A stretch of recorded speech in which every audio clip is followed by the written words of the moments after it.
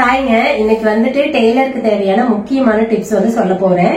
So இது நிறைய பேர் என்கிட்ட கேட்டது. அப்புறம் இது ரொம்ப யூஸ்ஃபுல்லாவே இருக்கும். இது நான் வந்து என்னுடைய ஒர்க்ல வந்து இதை ரொட்டீனா வந்து ஃபாலோ பண்றேன். சோ அதனால எல்லா டெய்லருக்கு இது யூஸ் ஆகும் அப்படின்னு நினைக்கிறேன். மெயினா இப்ப பிகினரா இருக்கீங்க அப்படின்னா கண்டிப்பா உங்களுக்கு வந்து யூஸா இருக்கும். இன்னொன்னு என்னன்னா, எவ்வளவு வருஷம் நம்ம தைச்சிருந்தா கூட இந்த மிஸ்டேக் நம்ம நிறைய தடவை பண்ணிட்டே இருப்போம். அது வந்து எப்படி பண்ணாம இருக்கணும் அப்படிங்கிறதுக்கு தான் இது. என்ன அப்படின்னா, இப்போ கஸ்டமர் வந்துட்டு டிசைன் கொடுக்குறாங்கன்னு வச்சுக்கோங்களேன். மெயினா இது வந்து பேட்டர்னுக்கு தான் ரொம்ப யூஸா இருக்கும். ஆரி ஒர்க்குக்கு இருக்கும், பட் வந்து ஆரி ஒர்க்கை விட பேட்டர்னுக்கு வந்துட்டு உங்களுக்கு ரொம்ப யூஸா இருக்கும். இப்ப நான் டிசைன் சொல்றாங்க அப்படின்னா நீங்க என்ன பண்ணுவீங்க, ஜஸ்ட் வந்துட்டு ஒன்னு நோட் பண்ணி வைப்பீங்க, இல்லைன்னா மைண்ட்ல கூட வச்சுப்பீங்க. சோ அது நம்ம ஒரு 1 வீக் ஆகிறப்பெல்லாம் பாத்தீங்கன்னா கண்டிப்பா நம்ம மைண்ட்ல நிக்காது. நிறைய கஸ்டமர் சொல்லுவாங்க, நான் ஒரு டிசைன் சொன்னாங்க, அவங்க வேற தைச்சிட்டாங்க, இல்ல நான் சொன்னதுக்கு சம்பந்தமே இல்லாம பேட்டர்னை வேற மாதிரி மாத்திட்டாங்க, அந்த மாதிரிலாம் நிறைய சொல்லுவாங்க இல்லைங்களா.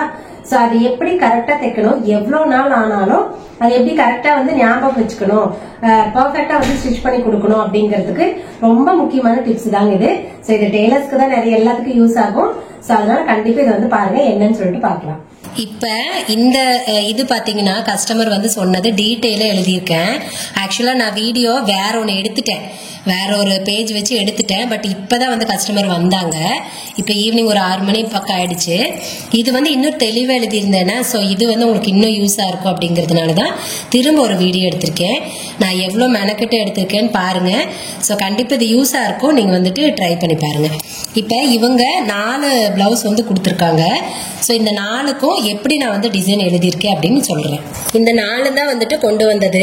3 பிளவுஸ் மெட்டீரியல், நெட்டு 2, ஒரு டிஷ்யூ, 1 வந்து சாரியோடது. இதில் இருக்கிற பிளவுஸை தான் தைக்கணும். ஸோ இப்போ இதுக்கு இதை எப்படி நான் எழுதியிருக்கேன் அப்படின்னு காட்டுற பாருங்க. ஃபர்ஸ்ட் பாருங்க, கிரே பிளவுஸ்ன்னு எழுதியிருக்கேன். ஆக்சுவலா இதுதான் அந்த கிரே பிளவுஸு. இது ஒருவேளை சாரியோட இருந்திருந்தா சாரி போட்டிருப்பேன். இது வெறும் பிளவுஸுங்கிறதுனால பிளவுஸ் போட்டிருக்கேன். இவங்க கைக்கு, நெக்குக்கு, பேக் நெக்கு, ஃப்ரண்ட் நெக் அப்படி மாத்தி மாத்தி வந்து டிசைன் சொல்லியிருக்காங்க. சிலதுக்கு எப்படி எழுதியிருக்குன்னு பாருங்க. Back neck close without lining on neck round. அதாவது லைனிங் வந்து நெக் ரவுண்டுக்கு மட்டும் லைனிங் இல்லாம தைக்கணும். க்ளோஸ் நெக் இது ஆல்ரெடி நம்ம தைச்சிருக்கோம். அதை வந்து நான் தான் சஜஸ்ட் பண்ணேன், அவங்க ஓகே சொன்னாங்க. ஸோ இதை வந்து எனக்கு எப்படி புரிஞ்சதோ அப்படி நான் எழுதியிருக்கேன். அதை நீங்க தமிழ்ல என்னாலும் எழுதிக்கோங்க, இங்கிலீஷ்ல தான் எழுதணும்னு எக்காரத்து கொண்டு இல்லை. எனக்கு தமிழ் சில வார்த்தைகள் வந்து எழுதுறப்ப புரியாது, எழுத தெரியாது, அதனால நான் இங்கிலீஷ்ல அப்படியே எழுதிக்கிட்டேன். ஃப்ரண்ட் வந்து லோ நெக் தான். நெட்டை பொறுத்த வரைக்கும் நான் ஃப்ரண்ட்ல மோஸ்ட்லி வந்துட்டு ஷேப் எதுவும் கொடுக்க மாட்டேன். ஒன்னா டைமண்ட் இல்லாட்டி ரவுண்ட், அதோட நிறுத்திக்குவேன். ஏன்னா நெட்ல வந்து இந்த டிசைன்லாம் இருக்கிறப்போ கொஞ்சம் அந்த ஷேப் கொடுத்தா நமக்கு தைக்கிறதுக்கும் சிரமமா இருக்கும், கொஞ்சம் அது ஃபினிஷிங் இருக்காது, அதனால அதோட நிறுத்திடுவேன். அதனால ஃப்ரண்ட் லோ நெக் மட்டும்தான், அதுக்கு ஷேப் எல்லாம் கிடையாது. இது பாருங்க 3/4 ஸ்லீவ் வித்தவுட் லைனிங்கு. அப்புறம் இது எந்த பிளவுஸ் அப்படின்னு எப்படி தெரியும், அது போட்டிருக்கேன் பாருங்க. இது வந்து ஓகே 3/4 வித்தவுட் லைனிங், அது தெரிஞ்சிடும். பேக் நெக் வந்துட்டு close neck without lining and neck round இருக்கு பாத்தீங்களா, அதுவும் இங்க பாருங்க டீப் நெக் அப்படின்னு எழுதியிருக்கேன்.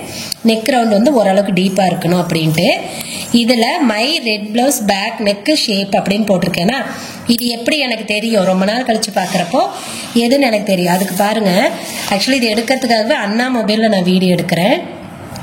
நார்மலா போட்டோஸ்குள்ளார போனீங்கன்னா இந்த மாதிரி இருக்கும் உங்களுக்கு. இப்ப பாருங்க, இதுதான் வந்து நான் முன்னாடி எடுத்த வீடியோ, இது இருக்குது பாருங்க. இதுல என்னோட இது இப்படி நான் காட்டுறேன் பாருங்க.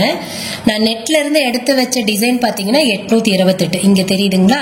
இதுவே நம்மளோட பிளவுஸ் டிசைன் பாத்தீங்கன்னா இங்க பாருங்க 1805. இதுல நான் ஒரு 2 இயர்ஸ் பிஃபோர் தைச்சதெல்லாம் டெலீட் பண்ணிடுவேன், பழசெல்லாம் அப்படியே டெலீட் பண்ணிட்டே வந்துருவேன். இதுதான் நம்மளுது. இப்போ இதை எப்படி நம்ம வந்து தெரிஞ்சுக்கிறது அப்படின்னா, இங்க பாருங்க ஃபேவரட்ஸ் அப்படின்னு ஒரு ஆப்ஷன் இருக்கு. நீங்க பிக்சருக்குள்ள போனீங்க அப்படின்னா, இப்போ இதுதான் என்னுடைய பிளவுஸ். இதை தான் நான் வந்துட்டு அதுல எழுதியிருக்கேன். என்னுடைய ரெட் பிளவுஸ் நெக் ஷேப்னு போட்டிருக்கேன் இல்லையா, அது இதுதான். இதுல பாருங்க கீழே வந்துட்டு அந்த ஃபேவரட்ல அந்த ஹார்ட் இருக்கு இல்லைங்களா, இதை தொட்டுட்டீங்க அப்படின்னா இது இந்த மாதிரி இந்த ஃபோல்டருக்குள்ளார வந்துடும். உங்களுக்கு ஈஸியா இருக்கும், இதுதான் அப்படின்னு உங்களுக்கு ஈஸியா தெரியும். சப்போஸ் இப்படி தனியா எடுத்து வைக்காது விட்டீங்க அப்படின்னா நீங்க ஒரு 10 டேஸ் கழிச்சு பாத்தீங்கன்னா கூட அது எந்த பிளவுஸ்ன்னு தெரியாது. ஏன்னா நம்ம நிறைய வேலை செய்யறோம், இதெல்லாம் அவ்வளோ ஞாபகம் வச்சுக்க முடியாது. அதனால கண்டிப்பா நீங்க வந்து இது இந்த ஃபோல்டருக்குள்ள கொண்டு வந்துடணும். இது வந்து எங்கேயும் மூவ் ஆகாதுங்க, அங்கேயே தான் இருக்கும். நம்மளுக்கு செலக்ட் பண்ணி தனியா வந்துடும். இப்ப ஸ்டிச் பண்ணி முடிச்சதுக்கு அப்புறம் இந்த ஃபேவரட் இதை தொட்டிங்கன்னா அது செலக்ஷன் போயிடுச்சா, ஆட்டோமேட்டிக்கா பழைய ஃபோல்டர்லயே போயிடும். ஸோ அந்த மாதிரி தான் நான் வந்து எடுத்து வச்சுக்குவேன். அது எப்படின்னு உங்களுக்கு காட்டுற பாருங்க.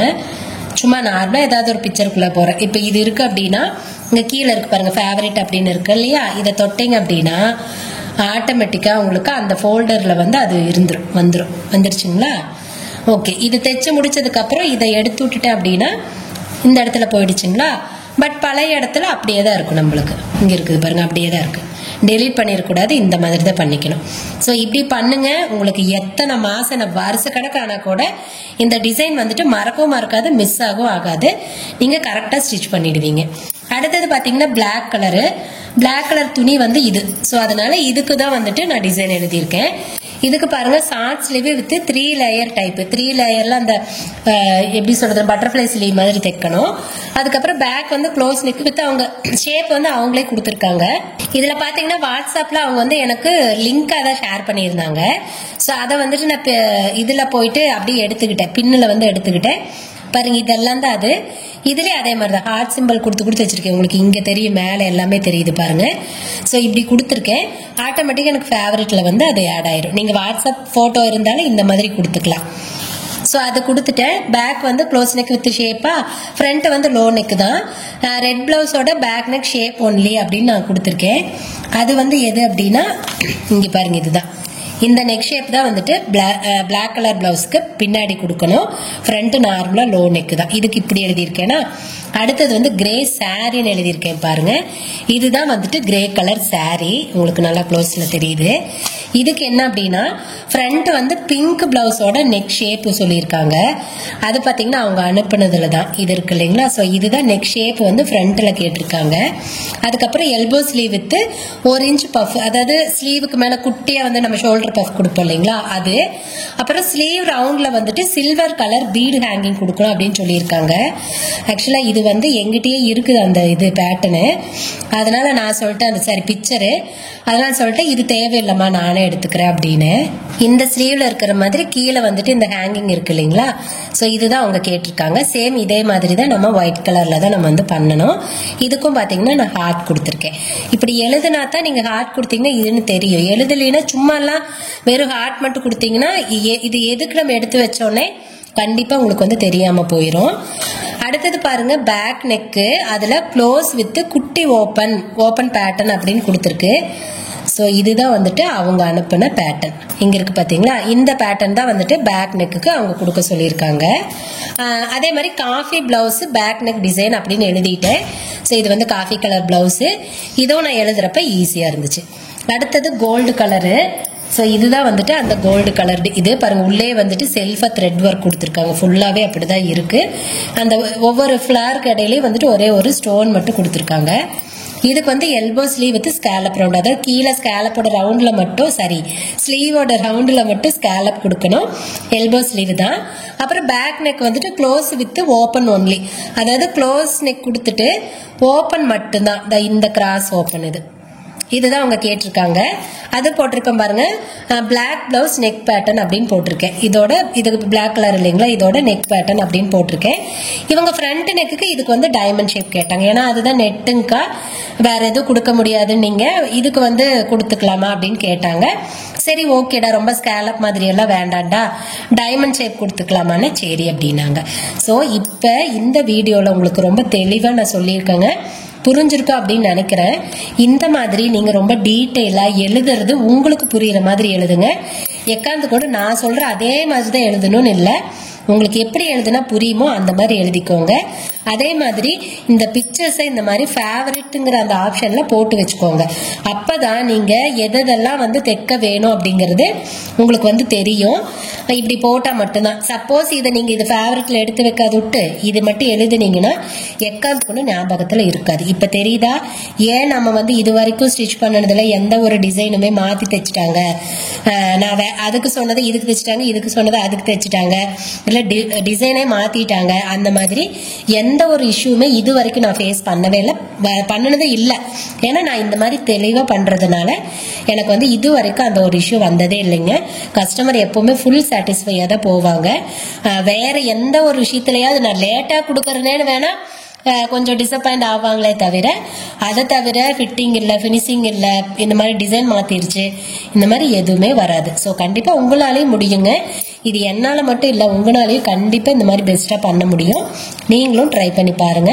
இந்த டிப்ஸுக்காக நான் ரொம்ப மெனக்கெட்டு நான் வீடியோ எடுத்திருக்கேன். கண்டிப்பா சப்போர்ட் பண்ணுங்க. உங்களோட டெய்லர் ஃப்ரெண்ட்ஸ் எல்லாத்துக்குமே இதை வந்து ஷேர் பண்ணுங்க. ஏன்னா இது எல்லாத்துக்குமே ரொம்ப ஹெல்ப்ஃபுல்லா இருக்குங்க. ஸோ கண்டிப்பா இந்த வீடியோ பிடிச்சிருக்கும்னு நினைக்கிறேன். பிடிச்சிருந்துச்சுன்னா வீடியோ லைக் பண்ணிக்கோங்க. இதே மாதிரி இன்னும் யூஸ்ஃபுல்லான ஏதாவது ஒரு டிப்ஸ் உங்களுக்கு வேணும் அப்படின்னா எனக்கு கமெண்ட்ல சொல்லுங்க. கண்டிப்பா அதை எடுக்கிறதுக்கு நான் ட்ரை பண்றேன். சரி, ஓகேங்க. இந்த வீடியோக்கு அவ்வளவுதான். நம்ம இன்னொரு வீடியோல பார்க்கலாங்களா? பாய்.